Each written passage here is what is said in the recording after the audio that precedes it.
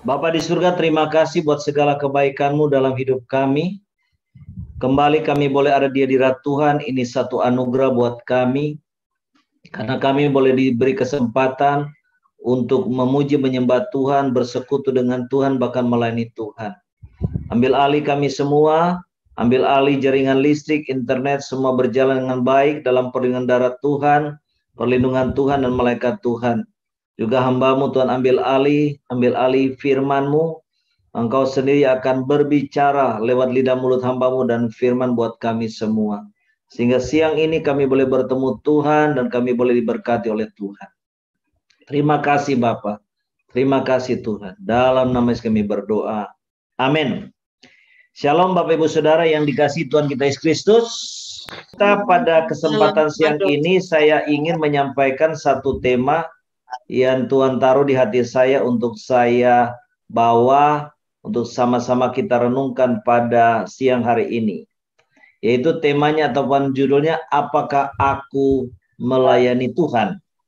Ya, apakah saudara dan saya yang sekarang ini sedang terlibat dalam pelayanan?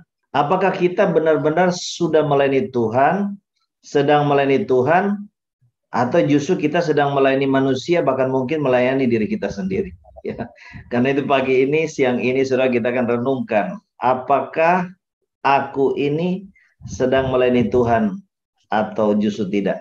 Ini satu hal yang benar-benar kita harus mengerti betul, pahami betul. Kita harus punya satu mindset yang benar dan tepat dalam hal ini, supaya saudara, semua waktu tenaga yang kita sudah pakai, yang kita katakan melayani Tuhan, itu benar-benar tepat sasaran. Jangan sampai kita pikir kita melayani Tuhan, tapi di mata Tuhan kita nggak melayani Dia. Nah, ini kan sayang banget ya. Karena itu saudara, kita akan merenungkan akan hal ini. Karena apa? Semua saudara, tidak terkecuali siapapun saudara, mau tua, mau muda, mau punya gelar S1, S2, S3, doktor, profesor, bahkan sampai anak kecil sekalipun, kita yang sudah jadi anak Tuhan dipanggil untuk melayani Tuhan. Ya. Nah, saudara, kita akan lihat saudara, apa yang dimaksud dengan kita melayani Tuhan, dan apakah kita sungguh-sungguh sudah melayani Tuhan. Karena kenyataan saudara, dalam pelayanan itu kita kan melayani manusia sebenarnya, ya. Yang kita lihat dengan mata jasmani yang saya layani ini kan saudara, dan saudara-saudara juga yang jadi WL seperti Pak Davis, ya. Yang kita lihat dengan mata ini kan kita melayani manusia. Nah, karena itu saudara, kita akan lihat saudara, apakah kita melayani Tuhan.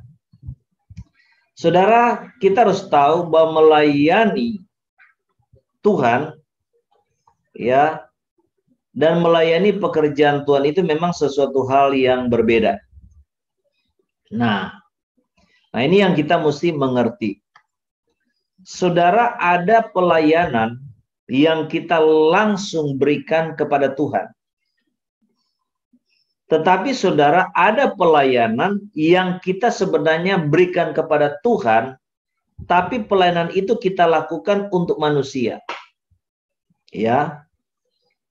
Ada pelayanan yang langsung kita lakukan, itu kita lakukan langsung kepada Tuhan. Tetapi ada pelayanan-pelayanan yang kita kerjakan memang untuk Tuhan, tapi melalui pelayanan kita kepada manusia. Sehingga hakikatnya kita melakukan untuk Tuhan, tapi yang menerima segala kebaikan kita, yang menerima segala pelayanan kita, bahkan yang menerima segala berkat kita, itu adalah manusia yang kita lihat. Nah saudara, pelayanan yang langsung yang kita bisa berikan kepada Tuhan, karena apa? Pelayanan yang secara langsung kita berikan kepada Tuhan itu pasti menyenangkan Tuhan. Tuhan senang saudara. Kita sebagai orang tua, kalau kita sendiri dilayani oleh anak kita sebagai orang tua apa? Senang tidak? Senang. Ada banyak orang tua di masa tuanya mereka menjadi sedih, susah, karena pada waktu anaknya sudah menikah, sudah punya istri, sudah punya kehidupan keluarga sendiri, mereka tidak ada waktu lagi saudara untuk melayani orang tuanya. Sehingga sering saudara orang tua itu di masa tuanya dia merasa kesepian, dia merasa sendiri. Karena apa? Anak-anak sudah jauh dari dia. Bahkan mungkin ada sebagian anak yang udah lupa gitu ya. Bahkan untuk dia punya waktu ketemu dengan orang tuanya 1 tahun sekali mungkin sudah nggak ada lagi. Dan ini menyebabkan orang tua akhirnya mengalami kesedihan. Dan biasanya kalau orang tua hidupnya bersedih melulu ya cepat meninggal saudara ya. Cepat dipanggil Tuhan.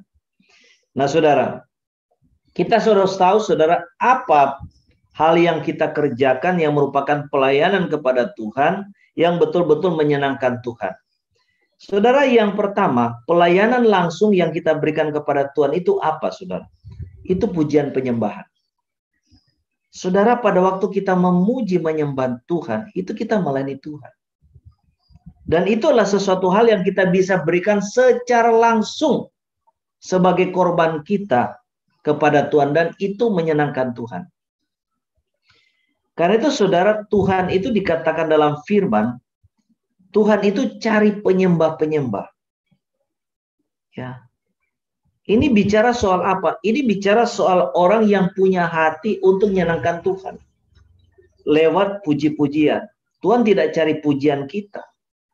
Dengan kata lain, walaupun suara kita fales, ya suara kita tidak merdu, suara kita mungkin tidak seperti artis-artis penyanyi, tapi saudara karena kita betul-betul punya hati menyembah, hati yang selalu betul-betul menyenangkan Tuhan lewat pujian penyembahan kita, nah itu yang Tuhan senang. Dan Tuhan cari dikatakan penyembah-penyembah. Karena itu saudara di dalam pujian penyembahan kita selalu memberikan porsi yang memang agak lama. Kenapa? Supaya betul-betul lewat pujian dan penyembahan itu saudara dan saya berjumpa dengan Tuhan. Dan saya percaya Tuhan akan sangat-sangat disenangkan saudara lewat pelayanan penyembahan yang kita berikan kepada Tuhan. Nah ini saudara yang bisa langsung kita berikan ke Tuhan. Kedua apa? Itu doa saudara. Doa kita pribadi, waktu-waktu jam doa yang kita sediakan untuk kita bergaul dengan Tuhan. Itu adalah sesuatu hal yang menyenangkan Tuhan. Itu merupakan pelayanan yang secara langsung kita berikan kepada Tuhan. Saudara, doa itu bukan semata-mata kita datang ke Tuhan dan mengajukan sejumlah permintaan. Saudara, itu bukan doa. Ya. Saudara, itu namanya tukang tagih. Kalau kita sekedar doa hanya untuk minta A, B, C dan sebagainya. Minta berkat, minta kesembuhan, minta kesehatan. Nah, itu bukan doa, saudara. Karena doa itu bicara soal apa? Pergaulan kita dengan siapa? Dengan Tuhan. Nah, itu adalah pelayanan kita kepada Tuhan secara langsung dan itu menyenangkan Tuhan.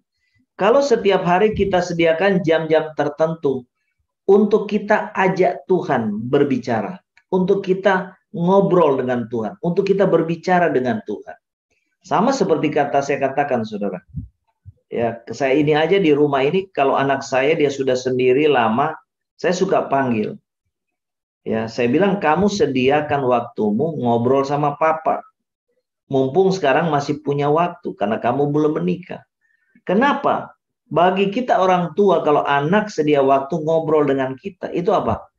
Kita sebagai orang tua tuh senang. Sama, Tuhan juga sama. Ya, kalau kita datang di jam-jam tertentu, kita ngobrol dengan Tuhan lewat doa, itu menyenangkan Tuhan. Itu merupakan pelayanan kita kepada Tuhan.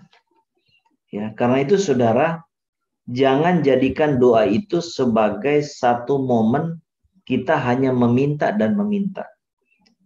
Pakailah momen itu untuk kita berbicara apa saja dengan Tuhan. Kita bisa curhat, ya, kita boleh ngomong kepada Tuhan apa yang mungkin jadi rencana-rencana kita dan sebagainya. Sama seperti memang seorang anak lagi bicara sama mamanya atau sama papanya. Di mana dia bisa curhat. Nah, kemudian saudara selanjutnya adalah ya, yang ketiga pelayanan yang bisa secara langsung kita berikan kepada Tuhan itu apa? Yaitu membaca firman. Karena firman ini adalah surat daripada Bapa di surga, surat daripada Tuhan kepada kita sebagai anak-anak Tuhan. Nah, surat kalau Tuhan kasih kita baca, dia senang nggak? Pasti senang, saudara. Apalagi kalau saya ingat zaman dulu ya, zaman belum ada handphone apa semua, ya, di mana saudara telepon kalau kita interlokal ya, mahal biayanya dan sebagainya ya. Nah, biasanya kalau kita terima surat itu bagaimana? Rasanya senang banget gitu, ya. Senang banget kita terima, baca, senang sekali gitu. Ya. Nah, seperti itu. Saya ingat dulu waktu saya tinggal ya dengan satu famili yang adopsi saya. Nah, anaknya waktu itu kuliah kedokteran ya di Trisakti. Ya, dan papanya waktu itu di Manado. Nah, anaknya dokter ini kalau kirim surat, waduh, papanya itu senang banget gitu. Adiknya juga senang banget waktu terima surat dari cece-nya. Nah, seperti itu. Ya, kita aja terima senang, ya. Kita baca juga senang. Sama saudara. Yang ngirim juga suratnya, dia tahu suratnya sudah dibaca, dia senang karena dibalas juga. Demikian pula sebaliknya. Nah, saudara, kalau kita baca firman, baca Alkitab, itu Tuhan tuh senang. Ya, itu merupakan satu pelayanan kepada Tuhan. Segala hal yang kita lakukan yang bikin Tuhan senang. Nah, inilah. Segala sesuatu yang kita lakukan untuk Tuhan dan Tuhan disenangkan, itu pelayanan. Nah, ini yang kita mesti mengerti.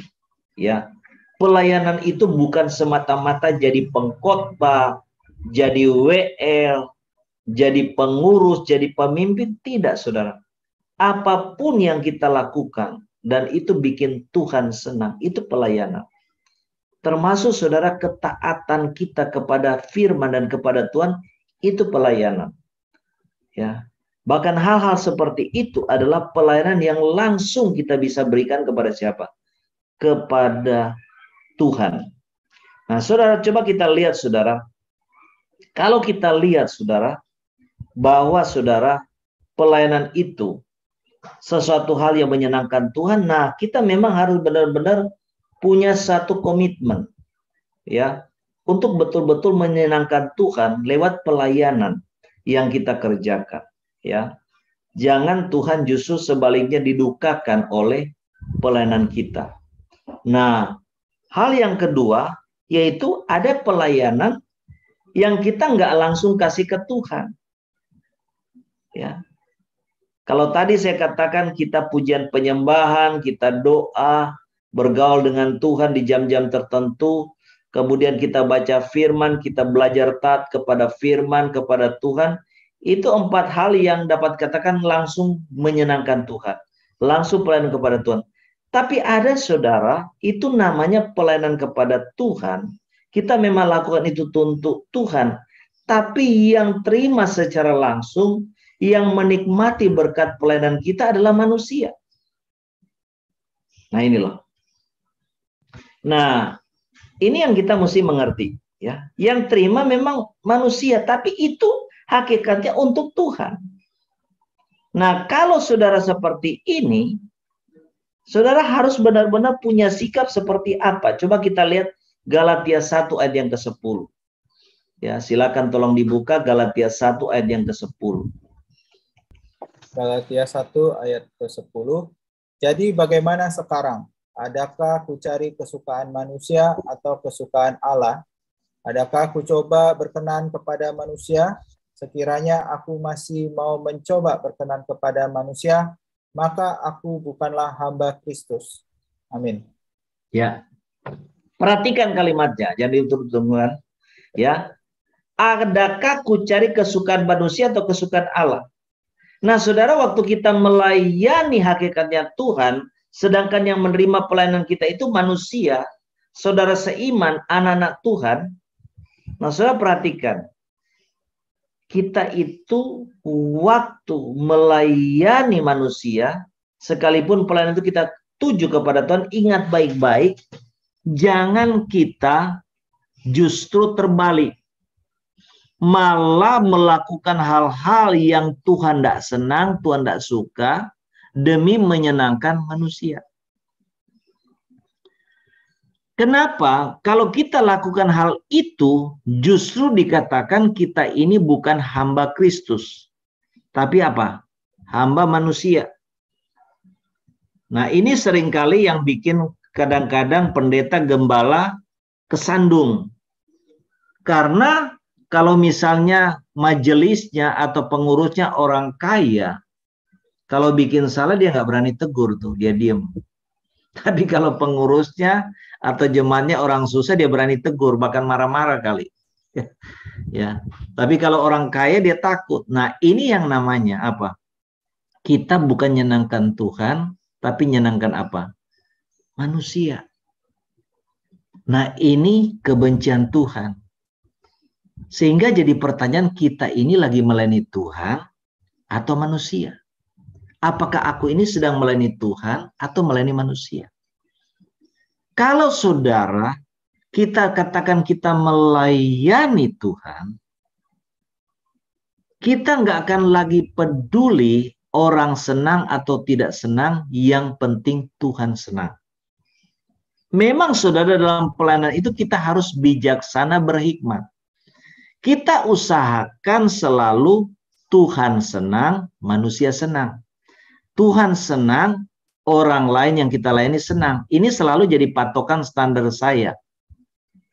Kalau saya melayani siapapun dia, mau orang kaya, mau orang miskin, masalahnya kecil, besar, saya berusaha melayani dengan baik, dengan dua target, Tuhan senang, orang yang dilayani senang. Amin. Tetapi ada kondisi-kondisi saudara nggak punya pilihan nih. Karena saudara akan terperangkap ke dalam yang namanya dosa, kompromi. Kompromi dengan yang namanya dosa.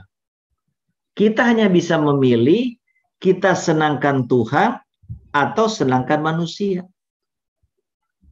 Nah, itu seperti itu. Ya. Kalau dalam pelayanan misalnya kita sebagai pemimpin bela A, bela B, bela C, kita senangkan siapa? Kita senangkan manusia, bukan senangkan Tuhan. Ya. Kalau dalam pelayanan misalnya ada bermasalah dalam jemaat, orang kaya dengan orang miskin yang clash, yang bermasalah. Atau majelis dengan majelis, pengurus dengan mengurus nih. Lalu saya bela pengurus yang kaya deh. Ini kan percuma. Pengurus ini kan miskin, ngapain saya belain? Padahal yang salah pengurus orang kaya. Contoh seperti itu, saudara. Saudara mau bela siapa? Tidak bela siapa-siapa, saudara. Tidak bela orang kaya, tidak bela orang miskin. Ya, karena pembelaan itu haknya siapa? Pembelaan itu haknya Tuhan. Yang ada tugas kita kasih damai, memulihkan. Kalau pengurus itu datang ngomong ke kita, bicara kita, nah secara pribadi kita ngomong tuh, kamu salahnya di sini, kamu seharusnya begini dan sebagainya. Nah, ini saudara yang kita harus mengerti. Sehingga benar-benar kita jaga standar moral. Standar moral apa? Standar moral di mata Tuhan, saya tetap melayani Tuhan, menyenangkan Tuhan, bukan melayani menyenangkan manusia. Saya tetap betul-betul komitmen untuk menyenangkan Tuhan karena saya hamba Kristus Yesus. Saya bukan hamba orang kaya, saya bukan hamba orang yang berkuasa, tapi saya hamba kebenaran, hamba dari Tuhan Yesus Kristus. Dan di dalam pelayanan sebagai seorang pemimpin tidak boleh bela A, bela B, bela C. Pembelaan itu haknya Tuhan Yesus. Tugas kita hanya bikin satu pemulihan, perdamaian, manakala ada masalah di dalam pelayanan. Kalau yang bersangkutan terlibat dalam pelayanan itu, dia bicara pribadi, kita baru bicara, kamu salahnya di sini, kamu salahnya di situ. Nah, ini yang kita harus tahu, saudara, di dalam pelayanan. Nah, di dalam pelayanan kita mesti mengerti, saudara. Kalau kita melayani Tuhan secara langsung, Tuhan senang. Tuhan bahagia, apalagi kita memuji menyembah Tuhan dengan sungguh-sungguh. Waduh, Tuhan itu kalau dapat digambarkan mungkin bisa lompat-lompat, bisa bersorak-sorai. Ya, itu no problem. Tetapi yang saya mau katakan, pada waktu kita melayani Tuhan, tapi yang kita mesti layani itu manusia. Nah, sikap kita ini seperti apa? Gitu loh. Sudah ingat baik-baik. Waktu kita melayani Tuhan, tapi yang kita layani manusia, itu terus gimana, Pak? Ya, memang kita layani Tuhan. Karena Tuhan itu sedang hadir dalam diri orang-orang yang kita layani itu. Ya. Nah, coba saudara kita lihat di dalam firman Tuhan, di dalam kitab ya Yesaya 57 ayat yang ke-15. Yesaya 57 ayat 15. Sebab beginilah firman yang maha tinggi dan yang maha mulia, yang bersemayam untuk selamanya, dan yang maha kudus namanya.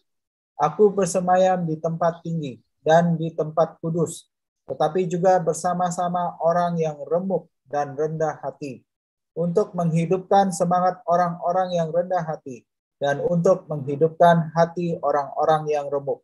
Amin. Ya. Saudara, ini dahsyatnya saudara ya, yang kita mesti pahami. Kita memang melayani Tuhan, tetapi yang kita layani itu manusia. Tujuan kita Tuhan, tapi lewat pelayanan kita kepada manusia. Nah, di sini dikatakan bahwa Tuhan memang dia tinggal di sorga, tapi dia tinggal di mana, saudara? Dia tinggal di dalam diri orang-orang yang sedang mengalami kesusahan. Di situ dikatakan orang-orang yang remuk dan apa? Rendah hati, supaya mereka dipulihkan lagi semangat orang rendah hati, dihidupkan lagi orang-orang yang sedang hancur hati. Jadi saudara, Tuhan merepresentasikan diri, Tuhan justru menyatakan dia lagi hadir di mana? Di dalam diri orang-orang yang sedang dalam kesusahan. Apapun kesusahan mereka. Karena itu saudara, kenapa saya senang konseling orang susah? Karena tiap hari saya ketemu Tuhan. Amin saudara. Tuhan itu sedang hadir dalam diri orang-orang yang susah. Ya, saya ketemu orang susah ini macam-macam dalam konseling. Susah nggak punya duit, ya susah karena luka-luka batin, susah karena usahanya macet, susah karena banyak utang. Nah, segala jenis kesusahan. Nah, jadi saudara kalau kepingin ketemu Tuhan tiap hari, layani orang susah. Doain orang susah. Karena Tuhan sedang hadir dalam diri orang-orang yang susah itu. Ya, terserah ya alasan dia susah apa. Yang jelas Tuhan sedang hadir dalam diri orang itu. Jadi kalau setiap hari saya konseling layani orang susah, tiap hari saya ketemu Tuhan.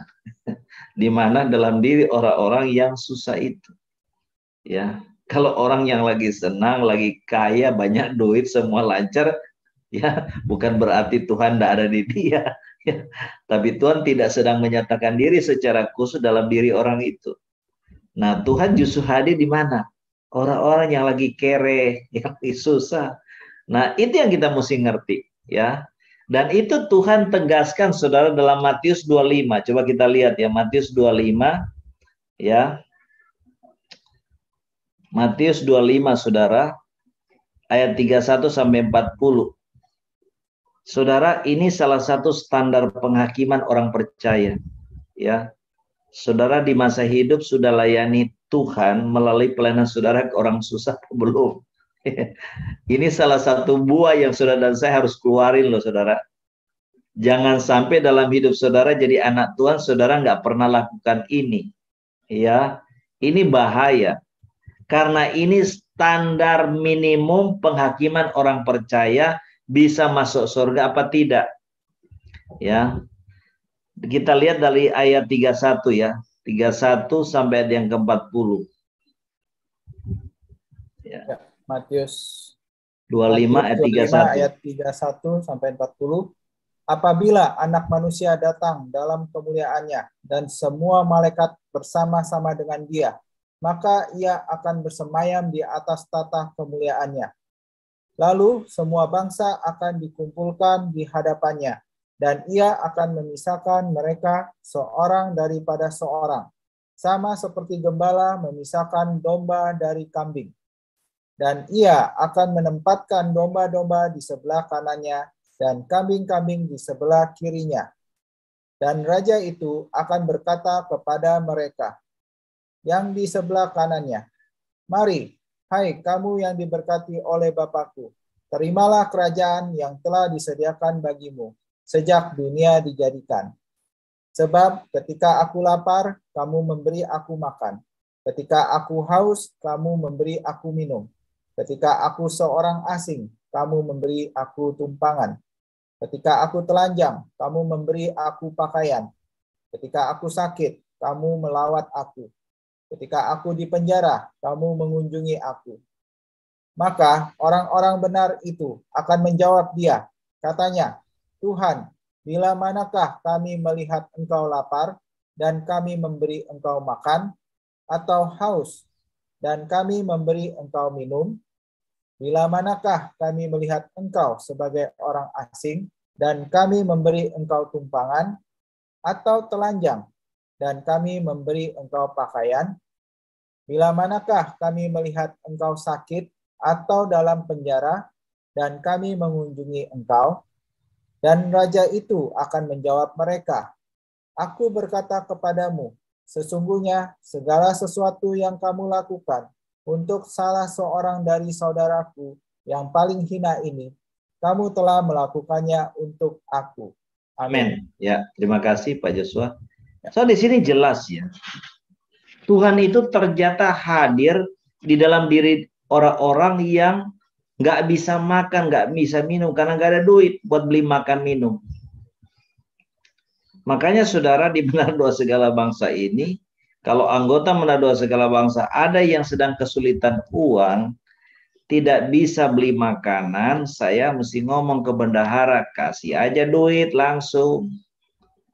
Ya, supaya dia bisa makan. Kenapa? Tuhan lagi hadir di orang-orang yang lagi susah, nggak ada uang, nggak bisa makan, nggak bisa minum dikatakan. Kemudian apa? Ada orang-orang yang asing mungkin ya, dia butuh tumpangan. Nah ini pelayanan saudara. Pelayanan buat siapa? Pelayanan langsung ke Tuhan Yesus. Ya. Karena Tuhan Yesus mengidentikan diri, dia hadir dalam diri orang yang lagi lapar, lagi haus, ya, lagi tidak punya duit, mungkin bayar hotel buat menginap. Nah, kita kasih tumpangan itu, kita sama seperti kasih tumpangan kepada siapa? Tuhan Yesus, ya. Orang yang butuh pakaian, kita kasih pakaian, itu kita kasih pakaian ke Tuhan Yesus. Ada orang sakit, kita besuk, kita doain, kita sedang lakukan itu kepada siapa? Tuhan Yesus. Ya. Bahkan saudara, kita mengunjungi, dikatakan di situ, orang-orang yang dalam penjara, itu kita sedang menjunjungi siapa? Mengunjungi Tuhan. Jadi saudara, benar-benar Tuhan itu merepresentasikan diri, dia hadir dalam diri orang-orang yang lagi kesusahan, yang butuh pertolongan. Karena itu saudara, kalau kita mengerti hal ini, ya, mari kita lakukan saudara. Secara pribadi kita langsung lakukan, kita langsung bantu. Karena ini standar penghakiman minimum untuk kita masuk ke surga. Buah pertobatan kita ya ini. Ya. Dan Yesus katakan dan raja itu menjawab, "Aku berkata kepadanya, sesungguhnya segala sesuatu yang kamu lakukan untuk salah seorang dari saudaraku yang paling hina ini." Perhatikan saudara. Kata saudaraku yang paling hina ini bicara apa? Ini bicara saudara seiman loh saudara. Ini bukan bicara orang yang tidak kenal Tuhan. Jadi ini bicara saudara seiman. Jadi kalau ada saudara seiman, ya, yang benar-benar dia butuh hal-hal yang sudah dicatat di atas tadi, itu kita mesti bantu. Karena itu pelayanan kepada siapa? Kepada Tuhan Yesus. Walaupun yang kita layani manusia. Nah, Jadi saudara, lakukan aja. Makanya saya bilang di benar doa segala bangsa, ya kalau ada hal seperti ini, lakukan aja. Ya, saya nggak tahu, kalau memang Tuhan berkenan, mungkin kita akan siapin rumah singgah di Jabodetabek, ya, untuk orang-orang yang darurat, mungkin diusir dari kos-kosannya kan nggak ada duit bayar, bisa tinggal sementara di situ, atau bagaimana, ya. Tapi kita akan doakan ini, saudara, ya. Nah, kasih dana sih bisa aja, ya. Ya, dikatakan ada yang tanya, bagaimana kalau kasih dana aja? Ya bisa. Makanya saudara di Menado Segala Bangsa ada Lumbung Yusuf. Lumbung Yusuf itu kita barusan salurkan uang 15 juta untuk apa? Untuk bantu hamba-hamba Tuhan. Ya sebenarnya bantu buat apa sih? Bantu buat kebutuhan makan minum mereka. Ya tentu uang 300.000 itu kan tidak banyak, tapi lumayan kan untuk bisa membantu mensupport kebutuhan makan minum para hamba Tuhan ataupun gembala-gembala yang berjumlah 50 orang dari berbagai kota di Indonesia. Ya, nah seperti itu. Tapi kita tentu tidak hanya bantu hamba Tuhan aja, tapi kita juga bantu saudara seiman. Jadi makanya inilah saudara kenapa kita di Menado Segala Bangsa kalau ada orang-orang yang kesulitan benar, dia butuh uang, ya kita mesti cepat bantu. Ya, mesti bantu. Tentu bukan berarti nanti orang itu juga bergantung ketika, oh tidak, saudara. Ya, kita bukan Tuhan, kita bukan dewa. Ya, kita bantu hanya kondisi-kondisi darurat, tapi tidak boleh orang itu langsung juga jadi peminta-minta, minta sumbangan, tidak bisa. Kita didik dia untuk bersandar bergantung kepada Tuhan. Ya mungkin saat-saat tertentu kita Tuhan pakai jadi berkat buat yang bersangkutan. Nah, jadi inilah saudara ya yang Tuhan mau kita kerjakan dalam pelayanan. Ya, walaupun saudara yang kita layani manusia, tapi hakikatnya kita layani siapa? Layani Tuhan. Kita lakukan itu untuk Tuhan. Sehingga saudara, karena pelayanan-pelayanan ini, Tuhan akan memberikan ya kehidupan kekal, rumah di sorga buat kita. Ya. Nah, hanya saja saudara dalam pelayanan, memang kalau kita sedang berhadapan dengan orang-orang susah, ya kita layani seperti itu, dia butuh uang buat makan kita kasih, dia butuh tumpangan kita kasih, memang pasti dia tidak nyakiti kita. Tapi saudara dalam pelayanan, kita harus tahu, ya ada banyak tipe orang yang kita hadapi. Ya, ada banyak tipe orang yang kita hadapi. Nah, kita harus mengerti, saudara. Ya, tantangan-tantangan dalam kita melayani Tuhan, memang kita melayani Tuhan, tapi kan kita layani itu manusia. Tuhan hadir dalam diri orang-orang yang kita layani itu. Nah, saudara kita harus tahu, saudara, tipe-tipe orang yang kita akan hadapi dalam pelayanan. Supaya apa? Kita nggak kecewa. Nah, kita belajar ini dari siapa? Dari Tuhan Yesus sendiri. Tuhan Yesus sendiri dalam pelayanan mengalami berhadapan dengan tipe-tipe orang yang berbeda. Coba kita lihat saudara Lukas 17 ayat 11 sampai 19. Ya. Lukas 17 ayat 11 sampai 19. Ya. Kita akan lihat saudara di dalam kisah ini ada dua tipe orang yang Tuhan Yesus hadapi dalam pelayanan. Tapi apakah Tuhan Yesus kecewa? Enggak, saudara ya. Lukas 17 ayat 11 sampai 19 ya. Lukas 17 ayat 11 sampai 19 ya. Ya. Lukas 17 ayat 11 sampai 19, tapi kita tidak akan baca semua. Kita akan baca saja dari ayat 14 sampai 19 ya. Silakan dari 14 sampai 19 saja. Lukas 17 ayat 14 sampai 19. Lalu ia memandang mereka dan berkata, "Pergilah, perlihatkanlah dirimu kepada imam-imam." Dan sementara mereka di tengah jalan, mereka menjadi tahwir. Seorang dari mereka ketika melihat bahwa ia telah sembuh, kembali sambil memuliakan Allah dengan suara nyaring. Lalu tersungkur di depan kaki Yesus dan mengucap syukur kepadanya. Orang itu adalah seorang Samaria. Lalu Yesus berkata, bukankah ke-10 orang tadi semuanya telah menjadi tahir? Di manakah yang 9 orang itu? Tidak adakah di antara mereka yang kembali untuk memuliakan Allah selain daripada orang asing ini? Lalu ia berkata kepada orang itu, berdirilah dan pergilah, imanmu telah menyelamatkan engkau. Amin. Ya. Saudara, dalam kisah ini Tuhan Yesus dalam pelayanannya berhadapan dengan 2 tipe orang. Di sini kita melihat ada 10 orang sakit kusta yang Tuhan Yesus sudah sembuhkan dari sakit. Kita tahu sakit kusta itu zaman itu nggak ada obat. Jadi ini betul-betul satu mujizat yang dahsyat luar biasa. Tetapi dari 10 orang ini, saudara, yang datang berterima kasih pada waktu sudah sembuh, cuman 1 orang. Dan orang itu dikatakan adalah orang yang Samaria. Dan Yesus tegur, bukankah 10 orang tadi semuanya telah sembuh? Yang 9 kemana? Tidakkah di antara mereka yang kembali untuk memuliakan Allah selain daripada orang asing ini? Jadi inilah saudara tipe orang yang kita hadapi dalam pelayanan. Yang pertama tipe orang yang tidak tahu terima kasih.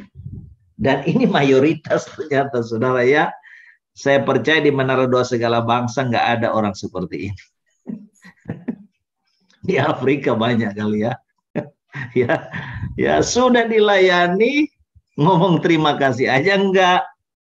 Udah didoakan sembuh, ngomong terima kasih aja enggak. Ya. Nah ini 9 orang ini saudara nggak tahu terima kasih. Tuhan Yesus sudah sembuhkan, mereka datang kasih ngomong, Tuhan terima kasih aku sudah sembuh. Nggak ada. Justru yang balik cuma apa? 1 orang. Jadi bayangkan saudara, 90% mayoritas tidak tahu terima kasih. Tapi puji Tuhan di Menara Doa Segala Bangsa nggak ada. Ya, yang ada di Afrika sana. Nah, saudara ini ya. Jadi saudara kalau di dalam pelayanan saudara berhadapan dengan orang-orang yang tidak tahu terima kasih, nggak usah kecewa. Karena Tuhan Yesus juga mengalami hal yang sama. 9 orang sakit dia sudah sembuhkan. Mereka tidak ada ucapan terima kasih kepada Tuhan. Saya sudah cerita kemarin ya, saya layani satu perusahaan. Perusahaan ini bangkrut, bosnya ketakutan. Karena apa? Karena ratusan buruhnya demo, ya menuntut gaji, menuntut pesangon macam-macam, sedangkan perusahaan nggak ada duit karena bangkrut ya. Kokonya bawa kabur duitnya, adik-adik yang jadi mesti handle, sehingga saya mesti menghadapi. Karena saya lagi layani keluarga ini, sehingga saya yang harus berhadapan dengan para perwakilan buruh dan buruh secara langsung. Itu resikonya gede loh saudara. Resikonya gede. Ya. Sampai ada yang ngomong, kamu ini gila bener ya. Pelayanan kok enggak pakai pikiran. Ya, kamu hadapan dengan buruh kan bahaya. Bisa dipukul, bisa dibunuh atau macam-macam. Ya. Tapi ya itulah, karena saya tahu ini melayani Tuhan.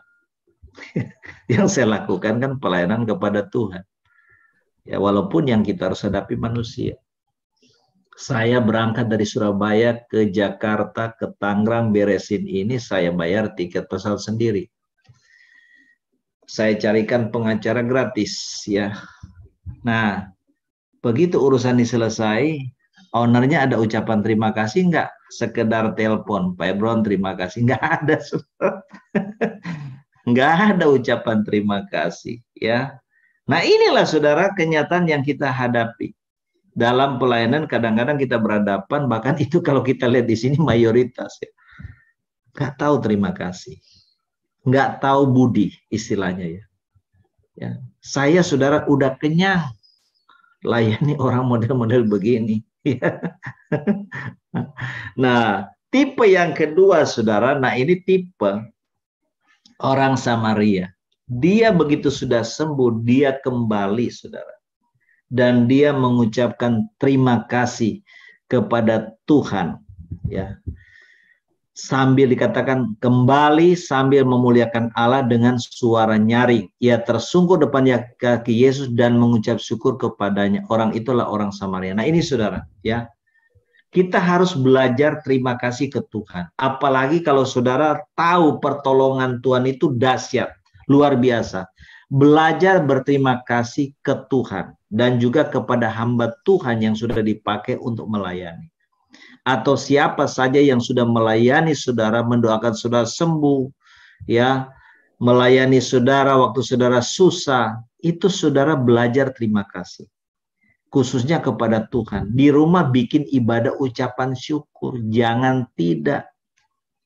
Ya, di sini orang Samaria ini dia dikatakan dia kembali, dia tersungkur kaki Yesus dan dia mengucap syukur, saudara. Nah, ini yang kita harus teladani. Nah, jadi bagi orang Kristen itu ibadah pengucapan syukur penting, saudara. Untuk berkat-berkat luar biasa, ya mungkin saudara ngalami promosi, ya naik pangkat, gajinya naik, ya mungkin saudara mau bangkrut, Tuhan tolong ngalami mujizat. Nah, saudara harus bikin syukuran, ya belajar terima kasih. Nah, ini saudara tipe orang yang kedua, ya dia betul-betul tahu berterima kasih. Seperti orang Samaria ini. Nah, kita lihat tipe yang ketiga. Orang-orang yang kita akan hadapi di pelayanan itu orang-orang seperti apa? Kita lihat saudara dalam Lukas 10 ayat 1 sampai 10. Lukas 19. Lukas 19 ya, ayat 1 sampai 10.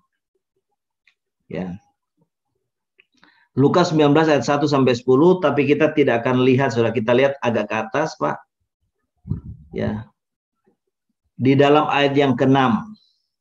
Ya. Ya. Ya. Dari ayat 5 ya. Ayat 5 sampai dengan ayat yang ke-10. Ya, silakan Pak Joshua baca. Lukas 19 ayat 5 sampai 10. Ketika Yesus sampai ke tempat itu, ia melihat ke atas dan berkata, "Zakeus, segeralah turun, sebab hari ini aku harus menumpang di rumahmu." Lalu Zakeus segera turun dan menerima Yesus dengan sukacita. Tetapi semua orang yang melihat hal itu bersungut-sungut, katanya, "Ia menumpang di rumah orang berdosa." Tetapi Zakeus berdiri dan berkata kepada Tuhan, "Tuhan, setengah dari milikku akan kuberikan kepada orang miskin. Dan sekiranya ada sesuatu yang kuperas dari seseorang, akan kukembalikan 4 kali lipat." Kata Yesus kepadanya, "Hari ini telah terjadi keselamatan kepada rumah ini, karena orang ini pun anak Abraham. Sebab anak manusia datang untuk mencari dan menyelamatkan yang hilang." Amin. Ya. So ini tipe orang yang ketiga, yaitu tipe Zakeus. Saudara, Zakeus pada waktu dia sudah menerima pelayanan Tuhan Yesus, dia mengalami keselamatan dari Tuhan Yesus. Dia bukan saja berterima kasih, tapi dia, saudara, boleh memberkati Tuhan dan pekerjaan Tuhan. Di mana dia katakan apa? Tuhan, setengah dari milikku akan kuberikan kepada orang miskin. Dan sekiranya ada sesuatu yang kuperas dari seorang, akan kukembalikan 4 kali lipat. Ini pasti dia jujur, saudara. Tidak mungkin dia peras orang. Tapi yang kita mau garis bawahi, dia kata, setengah dari milikku akan kuberikan kepada orang miskin. Luar biasa, saudara. Zakeus ini pemungut cukai, itu di mata masyarakat waktu itu dianggap jahatlah, bejatlah, ya, menyusahkan orang dan sebagainya. Tetapi saudara, kita melihat ini Zakeus ini dia orang yang kerja jujur, saudara.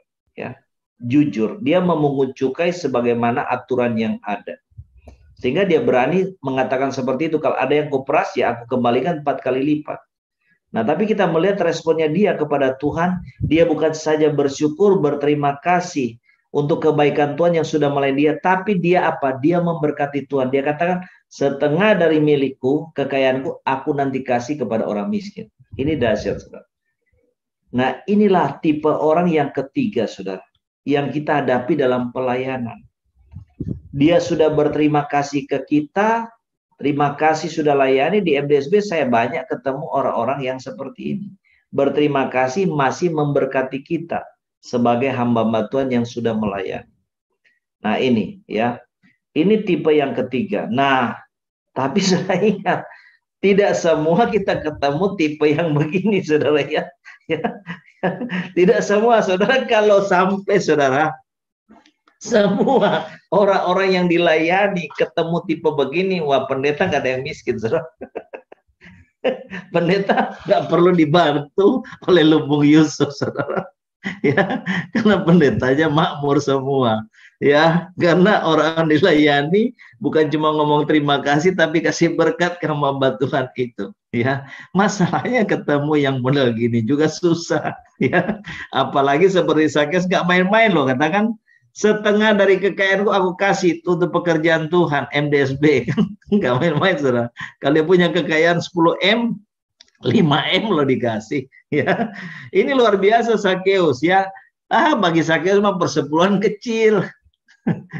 Dia tidak perlu persepuluhan, separuh deh saya kasih. Ya, nah ini saudara, ada tipe orang seperti itu. Makanya jangan heran saudara, di pelayanan kadang-kadang hamba Tuhan layani dikasih mobil, dikasih rumah, dikasih uang ratusan juta, miliaran. Ya ini tipe-tipe orang seperti Sakeus. Juga di dalam pelayanan rasul-rasul di perjanjian baru sudah lihat tuh. Mereka yang terima pelayanan rasul-rasul tergerak hati, jual tanah, jual rumah, kemudian bawa ke taruh semua di kaki rasul-rasul. Nah, ada tipe-tipe orang yang seperti ini dalam pelayanan. Ya, tapi jangan lupa ada tipe-tipe yang pertama tadi nggak tahu terima kasih, atau tipe yang kedua cuman terima kasih doang. Ya, angpaunya kagak ada. Karena pelit, bukan karena nggak ada duit. Jadi harus ngerti. Nah, ini tipe Sakeus memang, waduh, ini orang murah hati banget, sosial banget ya. Ya, sudah diselamatkan Tuhan, dia kasih separuh hartanya untuk pekerjaan Tuhan. Nah, tipe yang keempat, saudara ya. Nah, jangan kaget kalau ketemu tipe seperti ini ya. Kadang-kadang ketemu tipe seperti ini bikin kita luka batin. Banyak pendeta luka batin karena ketemu yang model begini. Kalau yang cuma nggak tahu terima kasih mah udah lupa ya. Tapi yang model begini udah nggak tahu terima kasih, masih nusuk lagi. Saudara, kita lihat saudara di dalam Matius 26 ya. Matius 26 kita lihat ayat yang ke-69 ayat sampai 75.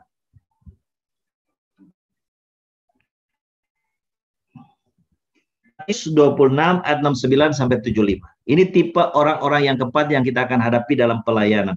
Karena itu pengurus yang melayani Tuhan di mana doa segala bangsa, hamba Tuhan mesti siap ya. Nah, Matius 26 ayat 69 sampai 75 ya. Saudara, di situ diceritakan tentang apa? Ini tentang Petrus yang menyangkal Yesus ya. Kita lihat aja saudara di dalam ayat yang ke-71 sampai 75. Tolong Pak Joso baca 71 sampai 75 supaya dipersingkat. Matius 26 ayat 71 sampai 75. Ketika ia pergi ke pintu gerbang, seorang hamba lain melihat dia dan berkata kepada orang-orang yang ada di situ, "Orang ini bersama-sama dengan Yesus, orang Nazaret itu." Dan ia menyangkalnya pula dengan bersumpah, "Aku tidak kenal orang itu." Tidak lama kemudian orang-orang yang ada di situ datang kepada Petrus dan berkata, "Pasti engkau juga salah seorang dari mereka. Itu nyata dari bahasamu." Maka mulailah Petrus mengutuk dan bersumpah, "Aku tidak kenal orang itu." Dan pada saat itu berkokoklah ayam. Maka teringatlah Petrus akan apa yang dikatakan Yesus kepadanya, "Sebelum ayam berkokok, engkau telah menyangkal aku 3 kali." Lalu ia pergi keluar dan menangis dengan sedihnya. Amin. Ya. Saudara, kadang-kadang saudara kita dalam pelayanan itu akan menemukan orang-orang yang tipe seperti ini. Kita sudah layani dia dengan baik, kita sudah doakan, bahkan saudara, dia boleh diberkati lewat pelayanan kita. Tapi dia menyangkal kita. lupa kebaikan kita, bahkan anggap seperti nggak kenal kita. Nah, ini yang terjadi, saudara. Saudara, ada satu ibu hamba Tuhan ya, udah umur 60-an. Dia nangis ke saya pada waktu saya besuk, waktu dia sakit. Dia bilang, Pak Hebron, saya ada layani satu orang ibu. Bayangkan, Pak, ibu ini tiap hari saya temani doa semalam suntuk. Bayangin, gak main-main loh, saudara. Tiap hari saya temani doa semalam suntuk karena bangkrut. Karena dia lagi susah, usahanya bangkrut. Tiap hari. Ya, tetapi pada waktu ibu ini kemudian mengalami terobosan mujizat Tuhan, pemulihan. Biasanya ibu ini, hamba Tuhan ini kan suka dijemput oleh sopir, ya. Begitu ibu ini ngalami mujizat, saudara, yang bangkrut ini ngalami mujizat, ngalami pemulihan Tuhan. Sebenarnya hasil pelayanan hamba Tuhan yang tua ini, ya, lewat doa semalam suntuk tiap hari. Gak gampang loh, saudara, doa semalam suntuk. Saya aja kalau disuruh gitu, sorry aja, gak kuat. Nah, saudara, apa yang terjadi? Sopirnya kemudian ngomong, Bu, kan bosku itu bangkrut, susah, yang layani sampean, yang layani kan ibu. Ini kok dia bikin syukuran, kok yang undang pendeta lain. Sopirnya pergi cerita, ada ibu ini sakit hatinya luar biasa. Nah, itu seperti itu, saudara, ya. Nah, saya pernah layani, saudara, ada satu anak muda, dia kerja mas, saudara, ya. Kerja mas, jadi kaya. Nah, singkatnya waktu saya layani bukan dia lagi kaya, lagi bangkrut. Habis banyak utang. Saya doain, saudara, Tuhan pulihkan dia dalam tempo singkat. Ya, tidak sampai setahun Tuhan pulihkan. Usahanya, bisnis masnya kemudian bangkit lagi. Waktu saya layani itu semua disita, ya, bangkrut karena juga memang ada selingkuh, pokoknya habislah, minus. Saya doain, saya nyampaikan nubuatan dalam tempo singkat, pulih. Ya, diberkati luar biasa, usaha masnya jalan sampai dia punya 5 rumah. Saudara, saya mau katakan, ngomong terima kasih aja tidak. Ya, jadi jangan pikir angpau, 1 rupiah pun tidak dikasih, ya. Haleluya. Saudara, ketemu saya di ATM seolah-olah kagak kenal. Ketemu di ATM, Bang. Padahal cuma jarak 2-3 meter, kayak orang nggak kenal. Kayak nggak kenal. Masalahnya ini kan ipar dari koko saya, gitu loh. Ya, jadi kan nggak mungkin nggak kenal, gitu loh. Tapi di belakang dia cerita. Ke koko saya salah satunya, waduh, saya dipulihkan karena Pak Hebron yang doain. Ya, saya cepat bangkit karena Pak Hebron doain. Ya, jadi Tuhan benar-benar pulihkan usahanya, bahkan Tuhan berkati sampai punya 5 rumah. Ngomong terima kasih enggak, ketemu aja seorang-orang nggak kenal. Nah, inilah, saudara, kenyataan yang kita hadapi di dalam pelayanan. Ya, seperti Petrus nyangkal Yesus, seolah-olah tidak kenal Yesus, bahkan berani sumpah. Nah, ini, saudara, tipe-tipe yang kita mesti paham, kita temui dalam pelayanan, karena ini Yesus alami. Nah, tipe yang terakhir, saudara, ya, yang kelima, ya, kita memang melayani Tuhan, tapi, saudara, kita melayani manusia-manusia yang kadang-kadang betul-betul mengecewakan, bahkan menyakitkan. Nah, kita tidak boleh tersakiti. Markus pasal 14. Markus pasal 14 ayat 17 sampai 21. Markus pasal 14 ayat 17 sampai 21. Ya. Ya. Silakan Pak Joshua tolong baca Markus 14 ayat 17 sampai 21. Markus 14 ayat 17 sampai 21. Setelah hari malam, datanglah Yesus bersama-sama dengan ke-12 murid itu.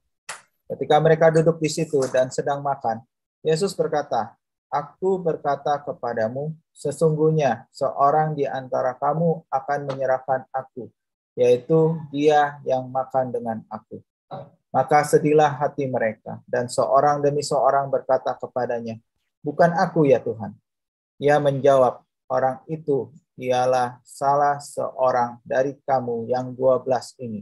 Dia yang mencelupkan roti ke dalam satu pinggan dengan aku. Anak manusia memang akan pergi sesuai dengan apa yang ada tertulis tentang dia. Akan tetapi celakalah orang yang olehnya anak manusia itu diserahkan. Adalah lebih baik bagi orang itu sekiranya ia tidak dilahirkan. Perhatikan ayat 21, saudara ya. Anak manusia memang akan pergi sesuai dengan yang tertulis tentang dia, akan tapi celakalah olehnya anak manusia diserahkan, adalah lebih baik bagi orang itu sekiranya apa? Ia tidak lahir. Ini yang namanya tipe pengkhianat, saudara ya. Tipe Yudas. Kadang-kadang sudah dalam pelayanan kita ketemu orang yang tipe Yudas yang berkhianat. Ya, yang saudara mengkhianati kita di belakang, menikam kita. Ini yang dialami oleh Yesus. Yesus ngomong ke Yudas apa? Lebih baik nggak pernah apa? Lebih baik nggak pernah lahir. Kan gitu ceritanya. Nah, kalau saudara berhadapan dengan orang tipe seperti ini, saudara dikhianati, saudara mau kasih kesempatan lagi enggak? Di sini kalau kita lihat Tuhan Yesus kasih kesempatan lagi enggak ke Yudas? Tidak. Enggak kasih, saudara.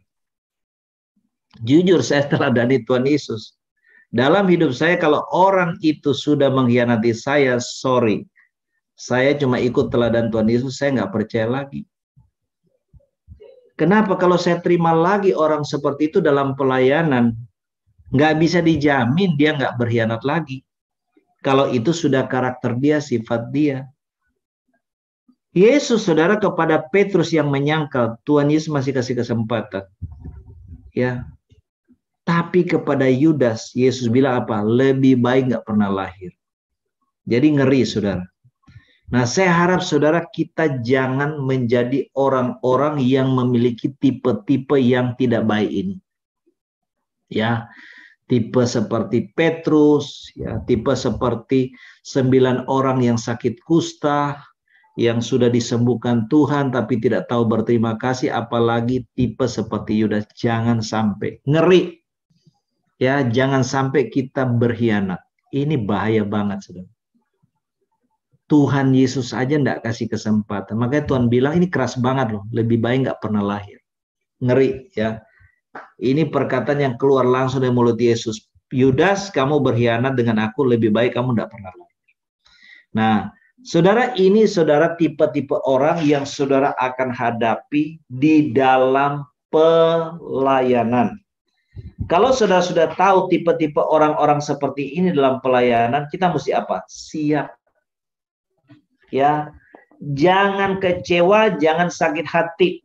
Hai hamba-hamba Tuhan, para gembala, para pengurus, dimanapun saudara melayani, kalau saudara sudah mengalami hal-hal seperti di atas, ya setelah tahu firman ini ya ampuni, nggak usah kecewa, kepahitan apalagi, buang semua itu.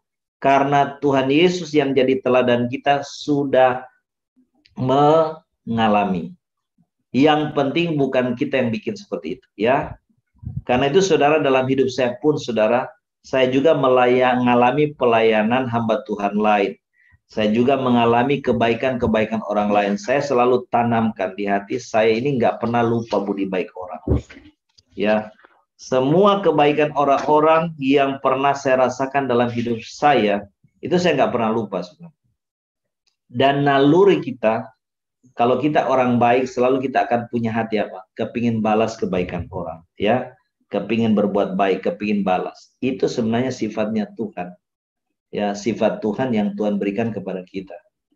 Belajar saudara, kalau kita sudah mengalami kebaikan berkat pelayanan siapapun dia, belajar untuk berterima kasih, belajar untuk memberkati. Khususnya kita memberkati Tuhan dan kerajaan Tuhan serta pekerjaan. Tuhan memberkati kita. Mari kita berdoa. Bapa, kami bersyukur, terima kasih.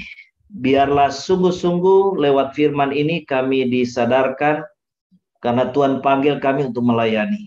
Agar kalau kami menghadapi tipe-tipe orang yang mengecewakan bahkan menyakitkan, kami tidak sakit hati, tapi kita boleh memaklumi, kami boleh mengerti, memahami, mengampuni, bahkan memberkati.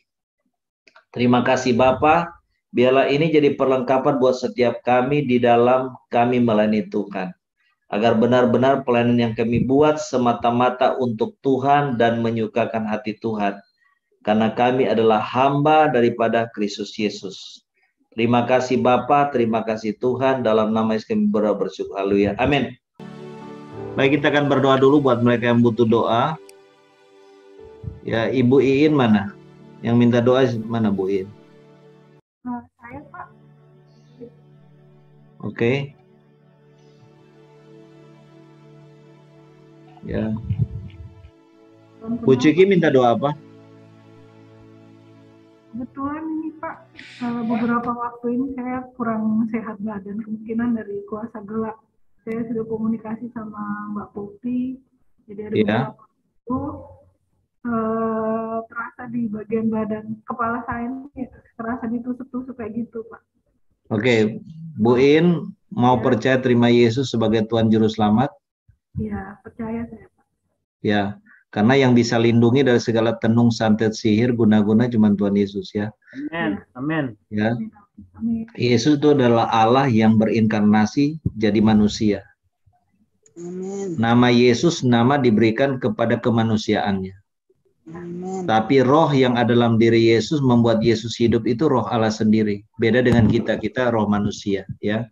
Nah, jadi kalau Tuhan ada perlu nama Yesus itu nama diberikan kepada kemanusiaannya. Kalau Tuhan ya Tuhan, ya Allah gitu ya. Arti ya? Nah ini yang harus dipahami. Jadi kita orang Kristen tidak menjadikan manusia itu Tuhan, menyembah manusia sebagai Tuhan. Yesus itu kita sembah sebagai Tuhan karena dari kekal ya dia sudah Tuhan, dia sudah Allah. Dia turun jadi manusia dalam diri Yesus ya. Untuk apa? Mati di atas salib, pikul dosa Bu Iin juga, dan hari ketiga Tuhan Yesus sudah bangkit supaya Bu Iin diselamatkan. Amin. Ya. Oke Bu, ini saya berdoa, kemudian saya akan doakan, nanti itu rontok semua ya. Nggak akan bisa kena dengan segala macam tenung santet sihir. Karena firman Tuhan katakan bagi anak Tuhan itu tenung santet sihir itu nggak mempan. Ya. Bu ini ikut saya berdoa ya. Bapa di surga. Bu ini ngomong Bapa di surga. Bapa di surga. Aku percaya. Aku percaya. Yesus yang datang 2000 tahun yang lalu. Yesus yang datang 2000 tahun yang lalu. Jadi manusia. Jadi manusia. Lewat proses manusia. Lewat proses manusia. Dikandung dan dilahirkan. Dikandung dan dilahirkan. Roh di dalam diri Yesus. Roh di dalam diri Yesus. Adalah Allah sendiri. Adalah Allah sendiri. Yesus berarti. Yesus berarti. Allah Juru Selamatku. Allah Juru Selamatku. Karena Tuhan Yesus. Karena Tuhan Yesus. Sudah mati di atas salib. Sudah mati di atas salib. Pikul semua dosaku. Pikul semua dosaku. Sakit penyakitku. Sakit penyakitku. Kemiskinan kesusahanku. Kemiskinan kesusahanku. Segala kutuk. Segala kutuk. Supaya saya boleh menjadi anak Tuhan. Supaya saya menjadi anak Tuhan. Terima pengampunan dosa. Pengampunan dosa. Dan memiliki hidup kekal di surga. Memiliki hidup kekal di surga. Hidup kekal di surga. Bapa di surga. Bapa di surga. Aku percaya. Aku percaya. Tuhan Yesus sudah mati. Tuhan Yesus sudah mati. Dan bangkit. Dan bangkit. Pada hari ketiga. Pada hari ketiga. Naik ke surga. Naik ke surga. Supaya aku diselamatkan Tuhan. Supaya aku diselamatkan Tuhan. Jadi anak Tuhan. Jadi anak Tuhan. Tuhan jadi papaku. Tuhan jadi papaku. Saat ini. Saat ini.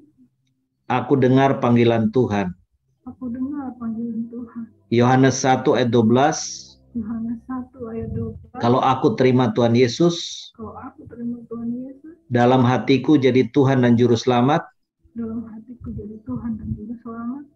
Maka aku jadi anak Tuhan. Maka aku jadi anak Tuhan. Dan Tuhan pencipta langit bumi. Langit dan bumi. Jadi Bapakku. Jadi Bapakku. Tuhan Yesus. Tuhan Yesus.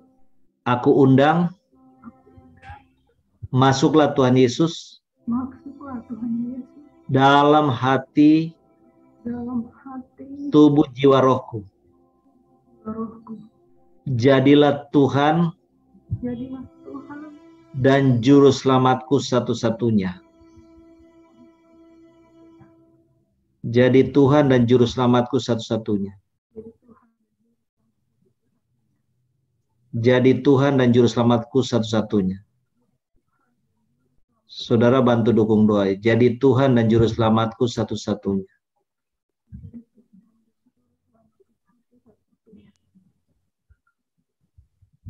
Mulai saat ini, aku jadi milik Tuhan Yesus. Tidak ada kuasa apapun bisa menjamaku.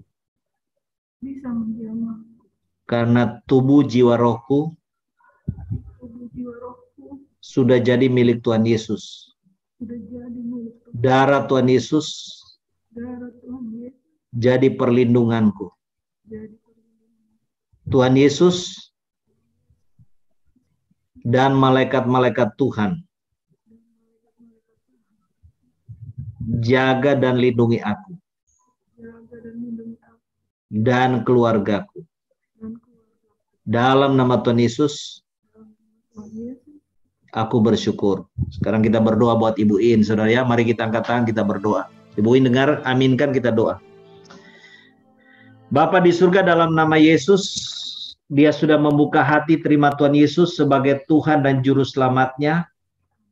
Tuhan, kami percaya Engkau masuk dalam hati, tubuh, jiwa Ibu In, dan Ibu In jadi milik Tuhan Yesus Kristus. Hadirat Tuhan Yesus ada dalam jiwanya, hadirat Tuhan Yesus ada dalam tubuh jiwanya. Karena itu saat ini Bapa di surga, dalam nama Tuhan Yesus Kristus, saat ini dalam nama Yesus Kristus, setiap serangan, tenung, santet, sihir, guna-guna, kami ikat semua, kami patahkan, hancurkan dalam nama Yesus Kristus.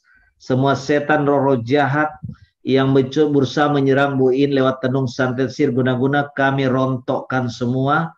Kami cabut, kami lucuti semua dalam nama Yesus Kristus. Kami lepaskan urapan kuasa daripada Tuhan Yesus mengalir atas tubuh jiwa Bu In sekarang.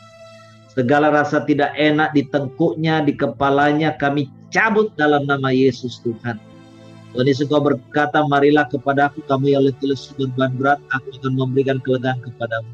Saat ini dalam nama Yesus, kami lepaskan urapan kuasa Tuhan Yesus turun atas Ibu In. Dalam nama Yesus, ini boleh mengalami kesembuhan, kelepasan, kelegaan daripada Tuhan Yesus Kristus.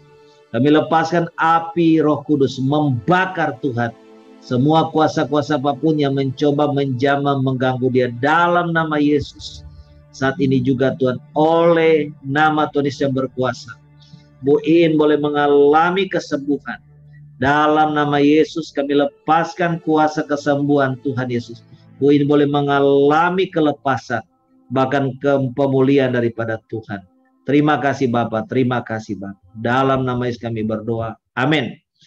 Bu In kalau rasa nggak enak ngomong ini ya, darah Tuhan Yesus. Ngomong, darah Tuhan Yesus lindungi aku. Darah Tuhan Yesus lepaskan aku. Darah Tuhan Yesus sembuhkan aku. Darah Tuhan Yesus pulihkan aku. Karena darah Yesus senjata. Ya, lewat kematian Yesus di atas salib, darahnya tertumpah dan iblis dikatakan sudah dikalahkan. Ya, jadi kalau Bu In ngomong darah Yesus hancurkan setan, darah Yesus lindungi aku, darah Yesus bentengi aku, darah Yesus lepaskan aku, darah Yesus pulihkan aku, maka kuasa Tuhan Yesus bekerja. Ngerti ya? Jadi Bu In harus belajar perang, ya, belajar perangi.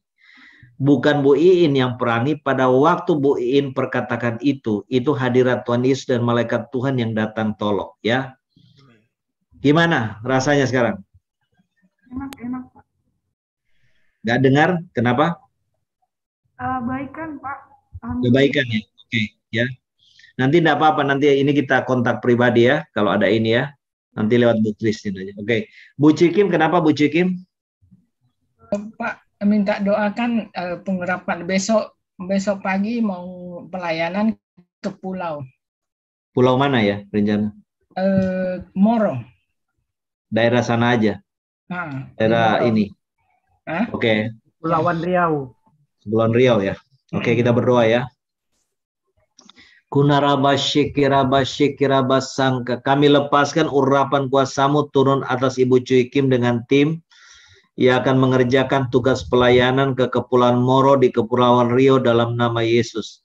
Segala roh celaka, bahaya maut, bahaya kecelakaan di laut kami ikat, hancurkan, enyahkan dalam nama Yesus Kristus. Darah Tuhan Yesus dan pasukan malaikat Tuhan jadi perlindungan buat Bu Cuy Kim. Juga Tuhan dengan tim yang pergi speedboat, kapal yang mereka pakai dalam perlindungan Tuhan. Amin. Tuhan, kami halau segala cuaca buruk, angin, topan, gelombang dalam nama Yesus. Biar perjalanan Ibu Cuy Kim disertai oleh Tuhan Yesus, hadirat Tuhan dan malaikat Tuhan. Dan perjalanan pelayanannya benar-benar mengalami kelancaran. Diberikan cuaca yang baik dan Tuhan siapkan jiwa-jiwa yang dilayani. Pengurapan kuasa-Mu bekerja sehingga ada banyak jiwa diselamatkan, ada banyak jiwa boleh dibangun oleh Tuhan. Terima kasih Bapa. Kami aktifkan malaikat Tuhan akan jaga, lindungi, berkati perjalanan, pergi selama perjalanan, di pelayanan bahkan pulangnya. Semua dengan selamat. Dalam nama Yesus kami berdoa. Amin.